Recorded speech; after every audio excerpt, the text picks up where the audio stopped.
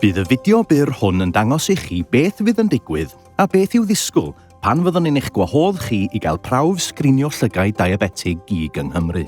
Os ydych chi'n 12 oed neu'n hŷn gyda diabetes math 1 neu fath 2, mae sgrinio llygaid diabetig yn addas i chi.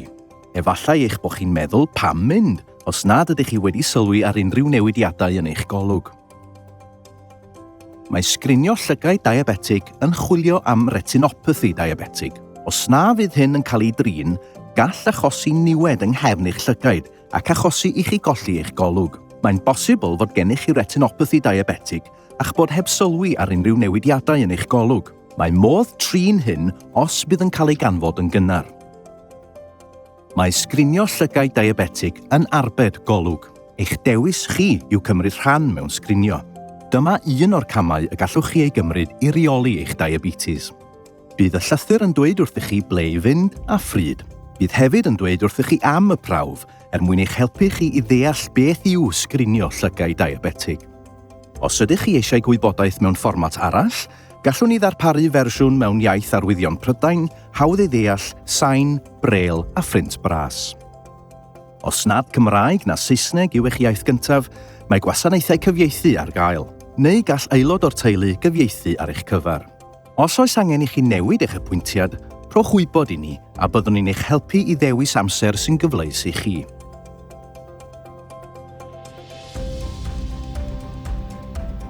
Mae angen i chi wneud rhai pethau cyn dod i'ch apwyntiad. Byddwn ni'n anfon gwybodaeth atoch chi, a chofiwch ei darllen mwyn i chi wybod i ble rydych chi'n mynd. Cynlluniwch eich taith ymlaen llaw a gwneud trefniadau teithio. Mae'n bosibl y byddwch chi'n cael diferion yn eich llygaid ac na fyddwch chi'n gallu gyrru ar ôl y prawf nes y byddwch chi'n gallu gweld yn iawn eto. Os ydych chi'n defnyddio trafnidiaeth gyhoeddus, efallai y byddwch eisiau i rywun eich helpu i gyrraedd adref.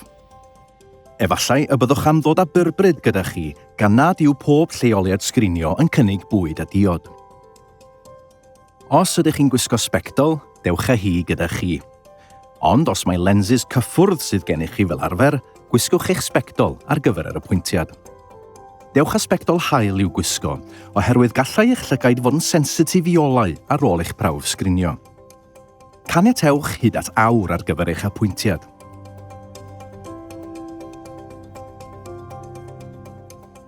Bydd eich apwyntiad sgrinio yn cael ei gynnal mewn ysbyty, canolfan iechyd, meddygfa neu yn y gymuned sydd agosaf at eich cartref.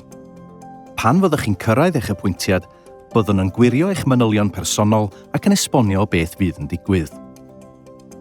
Os oes angen cymorth arnoch chi, mae ein staff yma i'ch helpu.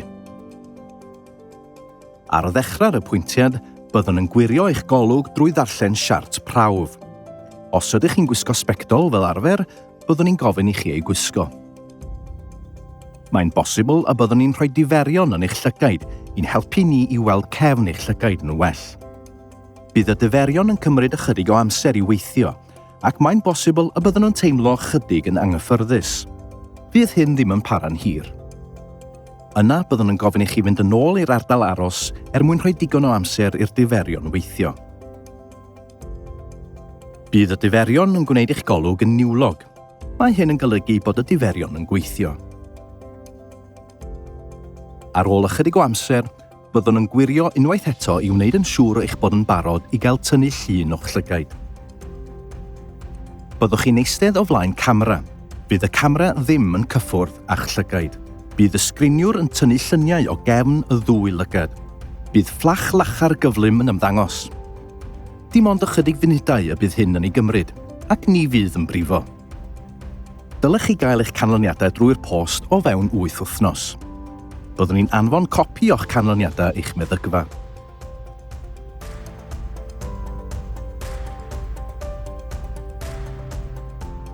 Bydd eich canlyniadau yn dweud wrthych chi a oes gennych retinopathy diabetig ei peidio.